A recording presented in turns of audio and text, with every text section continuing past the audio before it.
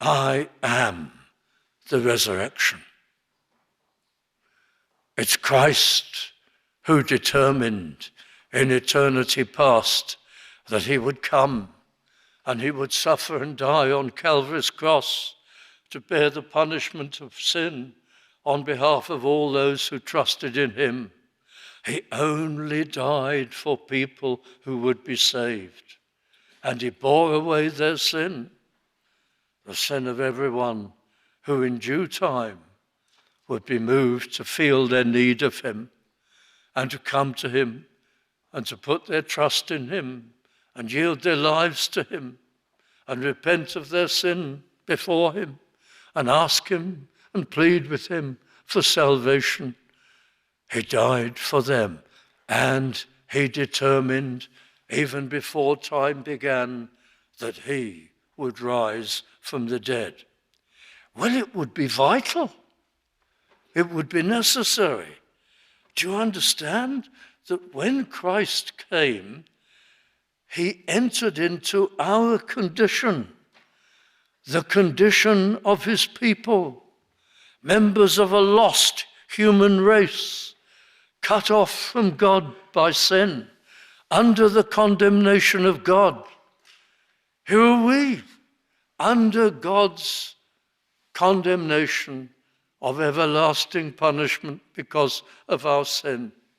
When Christ entered into human flesh to be our representative, born as a babe in Bethlehem, he entered into our condition.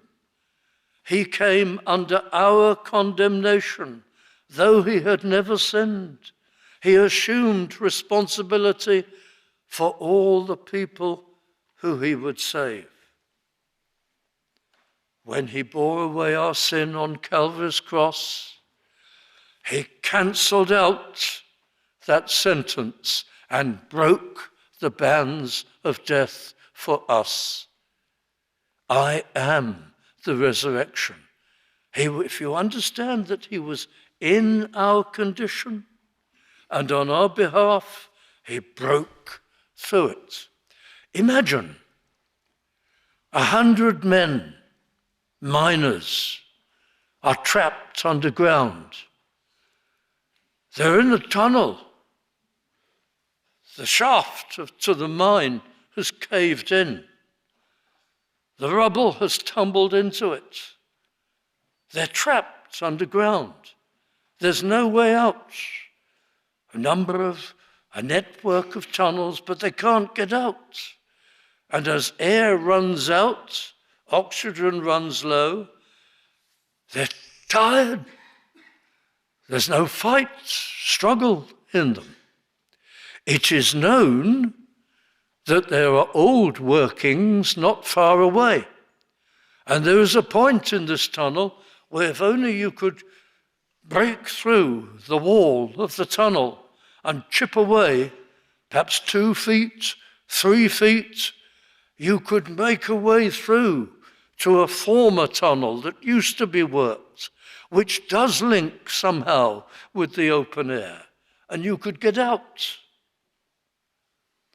There's one man there who's got enough strength left in him, only one, to take his tools and his axe or whatever, and his hammer, and chip away at that rock face. It's exhausting work. Can he do it? He manages it. 1 foot, 2 feet, 3 feet, and finally he breaks through enough of a hole for him to get out and all the others to follow him into new air and another tunnel and a way out to safety. Only one broke through, and everybody else went out because of him, through what he achieved, through what he did. Christ entered into our condition of condemnation, though sinless, took away the punishment, the curse, the condemnation, and broke out through the bounds of death into life. and we all follow. Our resurrection is in him, on account of him. Only he can break out of that prison of condemnation. I am the resurrection. You understand that? You understand his words? Not I will be resurrected. I will resurrect others. I am the resurrection. The one who accomplishes it and achieves it for all his people. He determined it. He set the resurrection in motion as soon as he was incarnate, born as a babe in Bethlehem. The cross of Calvary was inevitable. The resurrection, which is part of it, the climax of it, was inevitable also. He is the power of it. Only he could bear away sin and live a life of perfect righteousness and break the bands of death. He is the power of it. He was the first to be risen from the dead. His resurrection is decisive for all of us. So just a few words there on I am the resurrection.